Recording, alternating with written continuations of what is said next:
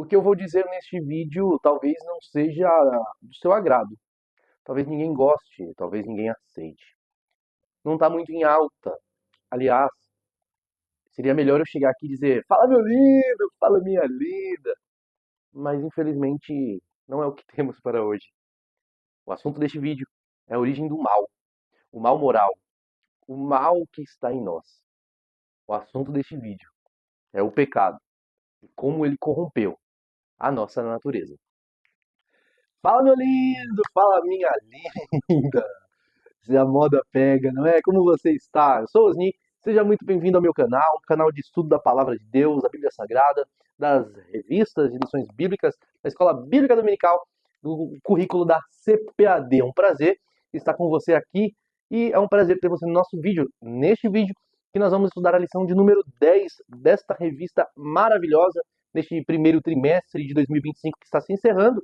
E no dia 9 de março de 2025, nós vamos estudar sobre o pecado. O pecado corrompeu a natureza humana. E dentro desta lição, nós vamos ver como o pecado entrou no mundo, qual é a origem dele, qual é a abrangência do pecado, quais são as consequências do pecado e também qual a heresia que está contra o que a Bíblia diz sobre o pecado. O texto áureo se encontra em Romanos capítulo 3, versículo 23, que diz: Porque todos pecaram e destituídos estão da glória de Deus. A verdade prática diz que o pecado é um elemento real na vida de todas as pessoas desde o ventre materno.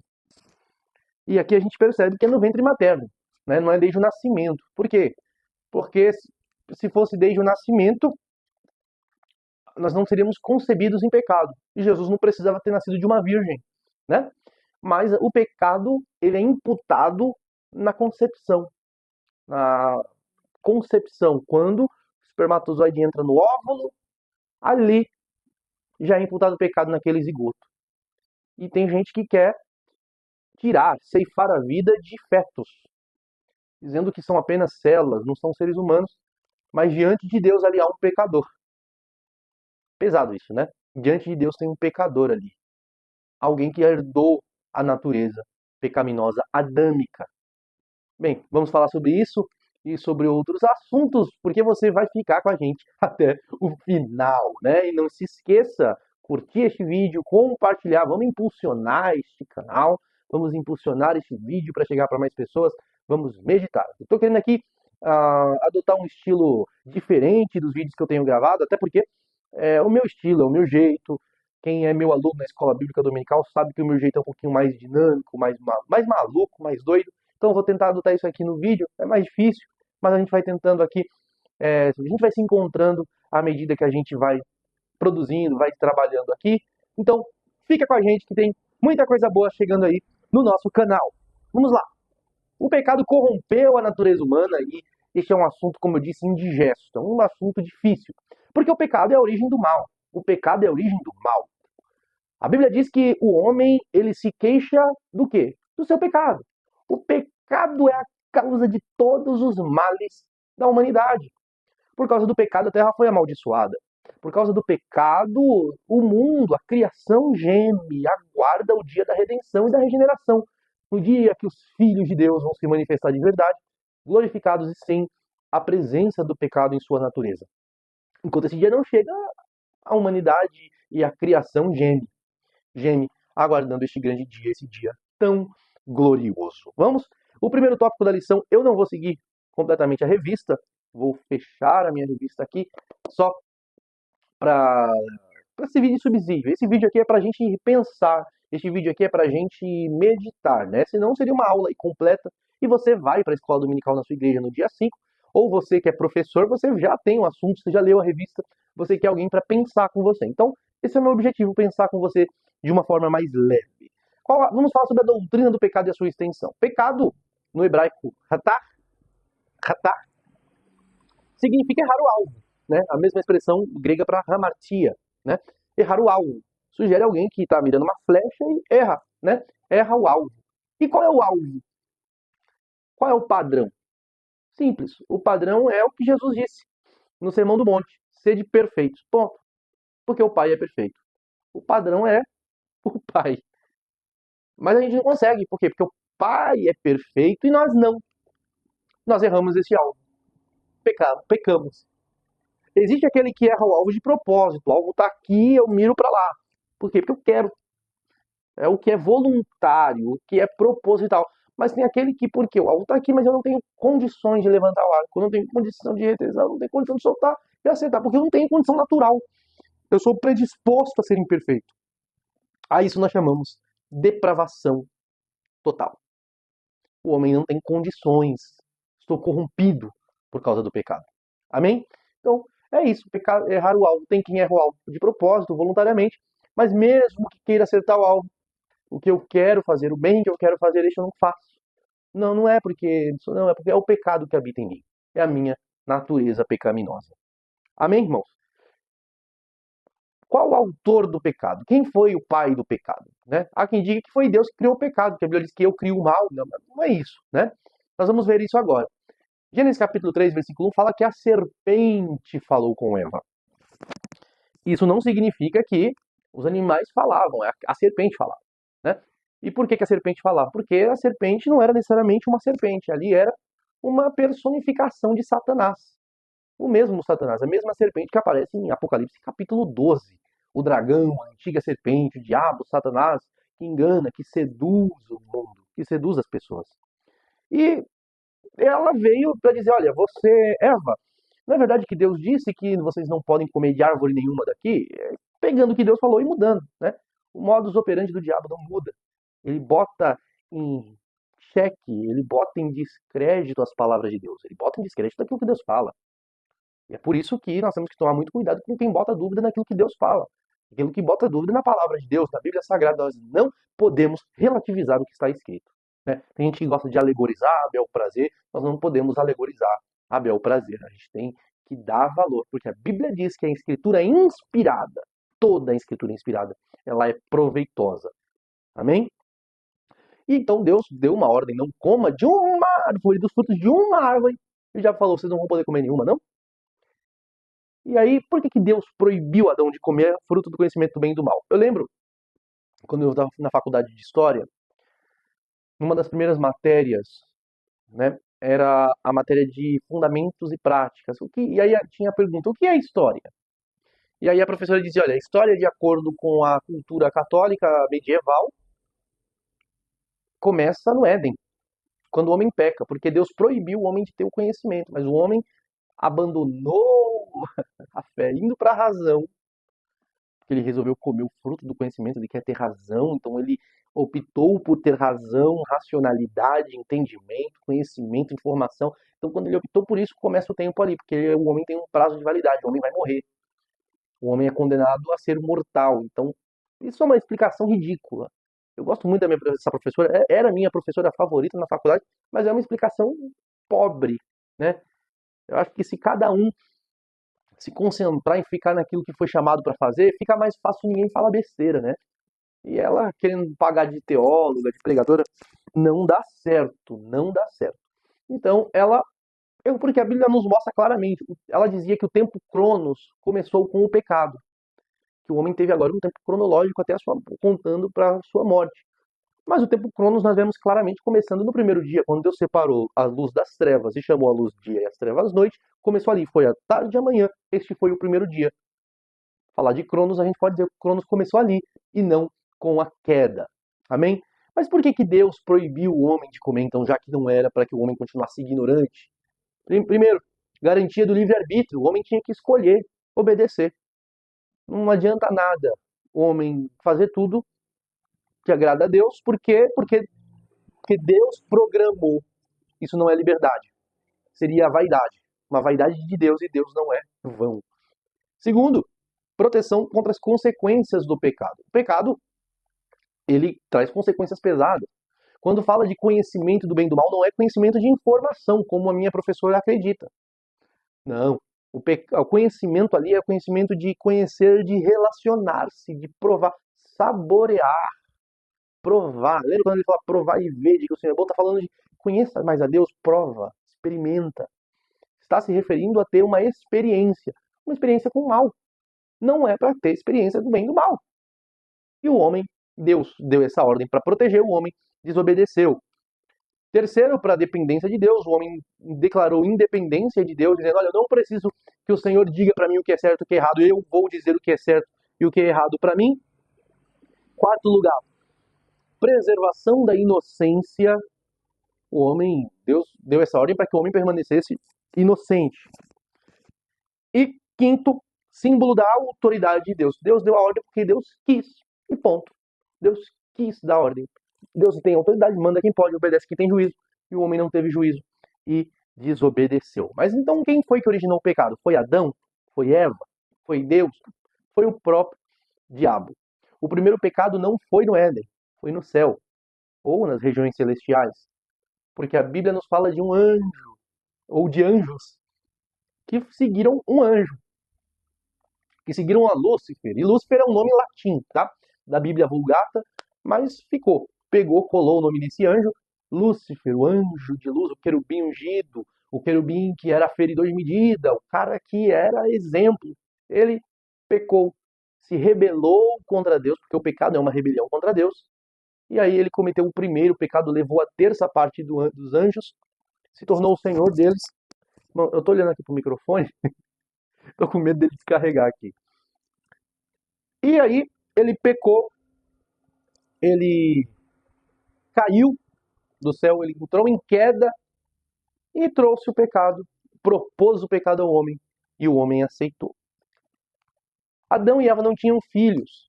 E quando Deus cria Adão como... Tem um pastor que fala muito isso, o cabeça de raça, né? Primeiro, a forma, o molde, o protótipo. Deus fez o homem como um protótipo, Adão como um protótipo, a sua imagem e semelhança, mas o pecado deformou o protótipo.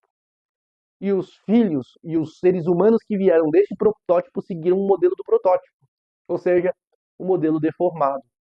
Por conta disso, pense no homem como uma árvore, um tronco, deste tronco saem galhos, destes galhos saem ramos, folhas, as folhas saem flores, frutos. Pense no homem como um galho, um tronco, uma raiz.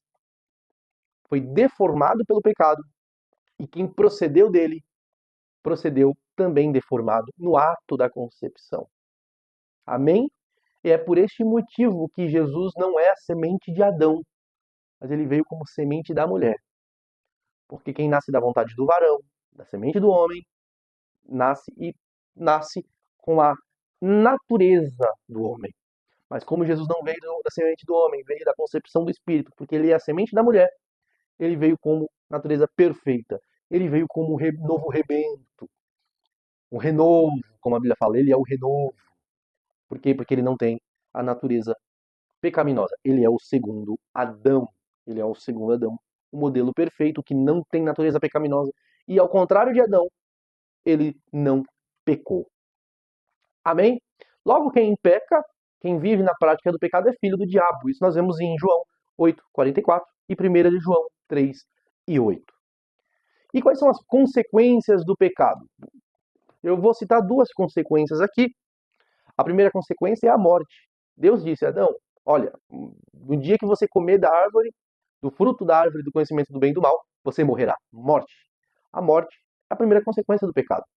A palavra morte na Bíblia significa separação. Então, pensem comigo, morte na Bíblia é separação.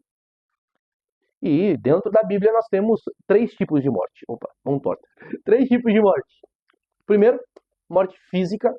Quando a nossa parte material se separa da parte material, o corpo vai para o pó, a alma e o espírito vão para o juízo de Deus, vão para Deus que deu, vai para o controle de Deus e Deus vai levar para onde desejar. E tem também a morte espiritual, o nosso espírito separado de Deus, que é a situação de quem não é salvo. E em terceiro lugar, a morte eterna, que é a separação eterna do homem de Deus, que é a chamada segunda morte, no lago de fogo, no inferno, após que é destinado ao diabo e seus anjos e aos ímpios após o juízo final. Amém? Segunda consequência do pecado são os efeitos noéticos, os efeitos na noesis, na consciência, na mente do homem, nos pensamentos do homem. Os efeitos noéticos do pecado se referem, portanto, ao impacto do pecado na mente e na percepção humana. O pecado trouxe impactos na mente do homem, e este impacto afetou a visão da realidade e as relações humanas. Quando o homem pecou lá no Éden, 4 áreas de relacionamento do homem foram afetadas. 4 áreas. A relação com Deus, porque quando ele ouviu que Deus se aproximava, ele se escondeu. A relação com o próximo, que no caso era sua esposa, ele botou a culpa na mulher. Terceiro, a relação consigo mesmo, porque ele sentiu vergonha da sua própria nudez, coisa que ele não tinha antes de pecar. E quarto, sua relação com a natureza criada, porque por conta disso ele adotou um padrão consumista. Ele foi lá e arrancou as folhas de figueira para fazer cintas, né, para fazer aventais. Amém? Então, o homem pecou, passou essa genética pecaminosa para seus filhos e os filhos para os filhos, e essa é a extensão do pecado. O pecado ele é imputado, é o chamado pecado original. O pecado original é quando é isso. É esse pecado que veio de Adão e é passado para nós, é o pecado da origem. Hoje eu sou pecador não porque eu peco, eu sou pecador porque eu nasci pecador. E eu peco porque eu sou pecador. Eu peco, eu cometo desvios, deslizes, eu erro algo porque eu tenho essa predisposição. Eu tenho essa natureza carnal pecaminosa que veio de Adão. Amém? Ah, mas você é salvo. Eu sou salvo pela graça de Jesus. Mas não é porque eu sou salvo que eu não peco. Aliás, pecado na vida do salvo é um acidente. Porém, é um acidente que a gente tem que tomar muito cuidado.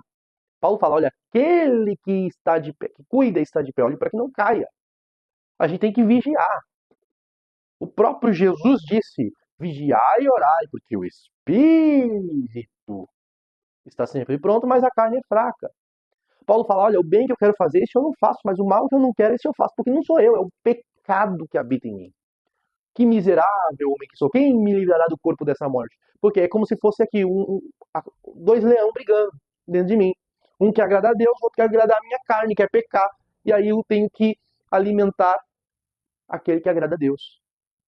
É, uma, é um processo que nós estamos enfrentando. É a nossa natureza pecaminosa, fruto do pecado original.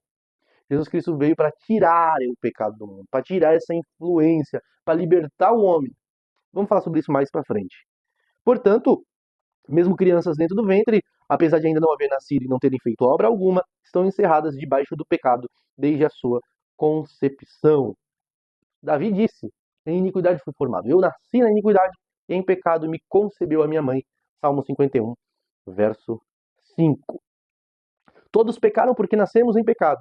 Nossa natureza, apesar de termos nascido de novo, ainda está deformada por causa do pecado. Eu acabei de dizer isso. Amém?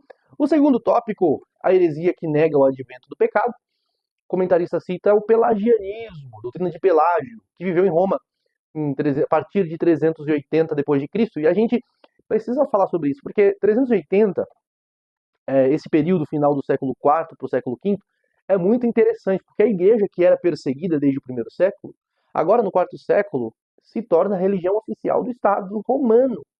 O Império Romano está em decadência, lembre-se disso, o Império Romano está em decadência, e uma religião está emergindo ali, se tornando a religião oficial do governo, do império. E claro, muita gente se tornou cristão, se batizou, frequentou missas, sem compromisso nenhum. E é atribuída a Pelágio, que Pelágio dizia, olha, não está certo isso. Dizem alguns que Pelágio tinha essa dificuldade, olhava para as pessoas, meu, está crescendo, estão aumentando as imoralidades dentro da igreja. E por isso ele começou a trabalhar uma ideia de obras para a salvação. Obviamente, isso aqui é uma especulação que a gente vai ver. São especulações. Afinal de contas, Pelágio não escreveu nada. Quem escrevia foram os seus opositores, seus críticos e seus defensores. Então, não se sabe ao certo 100% o que ele pensava. Até o caso de Nestório também é a mesma coisa. Não tem nada lavrado por ele. Amém? Mas, voltando aqui, o pelagianismo, portanto, ele emergiu nessa preocupação de Pelágio. E Pelágio tinha algumas é, alguns pontos centrais que foram refutados por ninguém menos que Agostinho, né, que é o pai do calvinismo. O pai do calvinismo. Mas quais são os pontos centrais do pelagianismo? Eu enfatizo aqui 5 pontos centrais. O primeiro é: Adão não transmitiu o pecado à humanidade. Negação da pecaminosidade original. Obviamente, o que a Bíblia diz sobre isso? Romanos capítulo 5, versículo 12. Portanto, assim como por um só homem entrou o pecado no mundo, e pelo pecado veio a morte, assim também a morte passou a toda a humanidade, porque todos pecaram. Nós herdamos a natureza e nós herdamos as consequências do pecado. Amém? Segundo ponto central do pelagianismo. Pelágio acreditava que o ser humano nasce neutro moralmente. Não há como herdar a corrupção adâmica. Mas a Bíblia diz, Salmo 51, verso 5, eu já li esse texto, eu nasci na iniquidade, e em pecado me concebeu a minha mãe. Terceiro, Pelágio dizia que a graça de Deus ela é útil, mas não necessária à salvação. Por quê? Porque você pode ser salvo por seus próprios méritos. A graça vai te ajudar, mas pelo seu esforço você consegue. Olha o que a Bíblia diz. Porque pela graça sois salvos por meio da fé. Isso não vem de vocês, é dom de Deus. Efésios capítulo 2, versículo 8. Quarto ponto central do pelagianismo, Pelágio cria que a salvação é pelas obras e requer o esforço do homem. Paulo escreve a Tito no capítulo 3, versículo 5. Ele, Cristo, nos salvou, não por obras de justiça praticadas por nós, mas segundo a sua misericórdia. Ele nos salvou mediante o lavar regenerador e renovador do Espírito Santo. Quinto, Pelágio dizia que o pecado de Adão apenas afetou o próprio Adão. Olha, o pecado de Adão afetou Adão. Não herdamos as consequências. Olha, nós vamos morrer. Nossas células morrem. Sentimos dor. Nós sofremos problemas de crise de relacionamento por causa dos efeitos noéticos do pecado. Nós passamos por privações. A terra geme, nós sentimos o gemido da terra. Será que a gente não herdou? Como assim a gente não herdou as consequências? Pois bem, Romanos capítulo 3, versículo 10 diz que não há um justo, nenhum sequer. Não há quem entenda, não há quem busque a Deus. Todos se desviaram e juntamente se tornaram inúteis. Não há quem faça o bem, não há um, não há nenhum sequer. Romanos 3, 10 até o 12. Amém? Se Pelágio estivesse certo, quais seriam as consequências teológicas?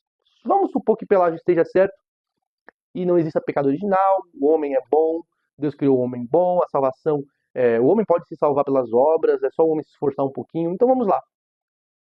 Se isso é tudo verdade, primeiro, o sacrifício de Jesus foi vão, porque Jesus veio para um sacrifício vicário, ou seja, substitutivo. Ele substituiu o homem na cruz, no sacrifício. Ele morreu no lugar do homem, porque o pecado demanda sacrifício.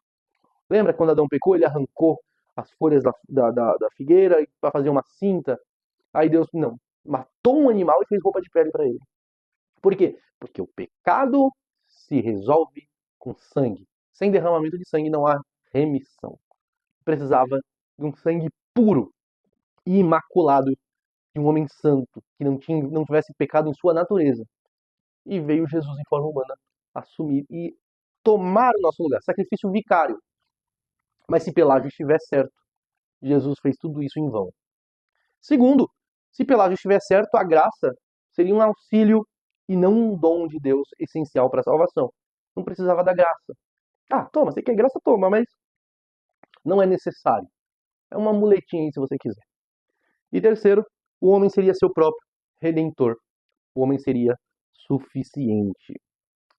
As ideias pelagianas, portanto, são perigosas e dão margem a movimentos heréticos como o mormonismo, o islamismo e o kardecismo, que é o espiritismo reencarnacionista, que não aceita a ideia da maldade do homem, do sacrifício substitutivo, etc. Refutações históricas ao pelagianismo. Cito aqui no meu roteiro o Concílio de Éfeso, em 431, que estabeleceu que, primeiro, a fé é dom de Deus, não fruto da vontade humana. 2. O pecado original é transmitido a todos os homens na concepção. 3. A graça precede qualquer ato humano de fé. Ou seja, Deus é quem dá o primeiro passo. Essa conversa de que, olha, dê um passo para Deus e Deus vai dar 2 passos em sua direção, vá em direção a Deus, que Deus vem na sua direção, isso não é correto. Isso é pelagianismo ou semi-pelagianismo. A primeira atitude, o primeiro passo é dado por Deus. Ele enviou seu Filho, ele manda a sua graça. E nós vamos falar sobre isso daqui a pouquinho. Isso foi defendido no Concílio de Éfeso. Em 1647, alguns teólogos puritanos reformados, calvinistas, na Inglaterra e na Escócia, escreveram uma confissão, que é a Confissão de Westminster, que ela inclusive, base para declarações, para credos de muitas igrejas históricas, reformadas, tinha fugido a palavra. Igrejas reformadas históricas têm como base a Confissão de Westminster. E eu levanto 4 pontos aqui dessa confissão. Primeiro, o homem está totalmente depravado pelo pecado e não pode escolher a Deus por si mesmo. Isso é verdade. Deus desse século cegou o entendimento do homem, dos gentios, para que não vejam a imagem de Cristo, que é a imagem de Deus, que não vejam a Cristo, que é a imagem de Deus. Segundo, a salvação ocorre pela graça através da eleição soberana de Deus. Essa aqui é a base da doutrina da eleição incondicional de Deus. Terceiro, a fé não é um esforço humano, mas dom de Deus. Quarto, a regeneração é obra exclusiva do Espírito Santo. Essa confissão teve e ainda tem um impacto muito forte no calvinismo. E temos, com base nisso, muitos extremos calvinistas chamam, inclusive nós assembleianos, de pelagianos, né? Pelagianistas, por conta da nossa insistência na questão do livre-arbítrio, mas que chamam os arminianos de pelagianistas, justamente por conta disso. Mas o que Armínio defendia? Primeiro, Armínio, que viveu entre 1560 e 1609, ele falava sobre a graça preveniente, que significa que Deus concede uma graça inicial a todos, permitindo que escolham crer ou rejeitar o Evangelho. Nós cremos na doutrina da depravação total. O homem não tem condição de conhecer a Deus, não tem condição de aceitar a Deus, de receber a Deus, de buscar a Deus, mas Deus manda a graça para todos. E essa graça pode ou não ser rejeitada. O homem recebe essa graça e ele é livre para crer. O homem não pode crer antes, mas com essa graça preveniente ele pode crer. E se ele aceitar essa graça e abraçar a fé, ele vai ser salvo. Ele será regenerado e começará o processo de santificação. Armínio também falava sobre o livre-arbítrio restaurado, expiação ilimitada, ou seja, a expiação é para todos, resistência da graça, o ser humano pode sim rejeitar a graça, resistir à graça de Deus, e o homem pode perder a salvação se ele, no meio do caminho, resistir à obra do Espírito, na obra de santificação, ele pode perder sim a salvação. John Wesley, em 1703 a 1791, que foi o tempo que ele viveu, fundador do metodismo, aperfeiçoou as ideias arminianas, trazendo mais luz, enfatizando na questão da santificação. John Wesley, ele dava muita ênfase às obras da graça, meios da graça, que são meios de santificação, no qual o Espírito Santo utiliza para a santificação do ser humano. Ele dizia que a graça preveniente capacita os homens a escolher a fé, que a santificação é progressiva e pode levar à perfeição. Lembra a perfeição que eu falei? Nós podemos alcançar a perfeição por meio da santificação que é feita pelo Espírito Santo. E a experiência do novo nascimento do Espírito é essencial para a nossa vida cristã. John Wesley combateu o calvinismo extremo e promoveu um evangelismo fervoroso, focado na transformação moral e espiritual das pessoas. Amém? Terceiro tópico, o perigo dessa heresia para a vida do crente. Há um perigo, né? Quais são os perigos assim do pelagianismo, dessa doutrina errônea na nossa vida, na vida do crente? Primeiro, o orgulho. Se eu achar que eu sou suficiente, eu fico orgulhoso. E aí entra o segundo problema. Eu, sendo orgulhoso, eu não tenho convicção de pecado. Eu não reconheço o meu pecado, portanto eu falo, eu não preciso me arrepender. Falta de arrependimento. A gente tem um pessoal aí que está pregando, coaches pregando, fala, meu lindo, que estão tirando do seio das mensagens. Tirou da mensagem a necessidade de se arrepender e reconhecer o seu pecado. Sendo que Jesus pregava, arrependei-vos. João Batista pregava, arrependei-vos. Pedro, no dia de Pentecostes, pregou, arrependei-vos. Mas esse pessoal quer pregar mais do que Jesus. Né? Terceiro, legalismo. Eu sou salvo pelas obras. Eu mereço a salvação porque eu faço boas obras. Mas isso não é verdade. Ninguém merece salvação. Salvação vem pela graça que é dom de Deus, um favor imerecido. E quarto perigo, a ilusão da autossuficiência. Eu me sinto autossuficiente porque eu não dependo de Deus para ser salvo, para me achegar a Deus. A nossa vida, gente, como crente, não se trata apenas de você ser perfeito. Não se trata de você fazer certo. Você precisa seguir. Isso não é uma anomia, não estou usando uma graça barata. Mas se trata da dependência de Deus. Eu não faço tudo, eu não faço bem para ser salvo. Eu faço bem porque eu sou salvo e porque eu sou ajudado. Eu dependo de Deus, eu sou ajudado. Segundo, Jesus venceu o pecado. E ele nos dá graça para vencer também. Já falamos sobre isso em vídeos anteriores. A graça de Jesus nos basta. Seu poder se aperfeiçoa na fraqueza, segundo as Coríntios, capítulo 12, versículo 9. E o próprio Jesus fala: sem mim nada podeis fazer. João 15 e 5. Mesmo no estado de corrupção total, nem tudo está perdido. Há esperança. Desde a queda, Deus já havia providenciado o escape, Deus já providenciou a saída. O homem pecou, mas Deus já providenciou a solução, a resposta. Foi o sacrifício vicário de Jesus. A Ele seja a honra, a Ele seja a glória e o louvor para sempre. Ele nos salvou pela graça, nos sustenta pela graça, abriu um caminho pela graça, nos guia no caminho pela graça, não nos deixou sozinhos no caminho pela graça e nos mandou o Espírito Santo para ser o nosso paráclito, para estar do nosso lado, para andar junto conosco pela graça. Pela graça sois salvos. Fomos salvos, somos salvos e pela graça estaremos salvos. Como diz o hino da harpa, né? Pela graça de Jesus, eu lá estarei. Quando enfim chegar o dia do triunfo do meu rei, quando enfim chegar o dia, pela graça de Jesus, eu lá estarei.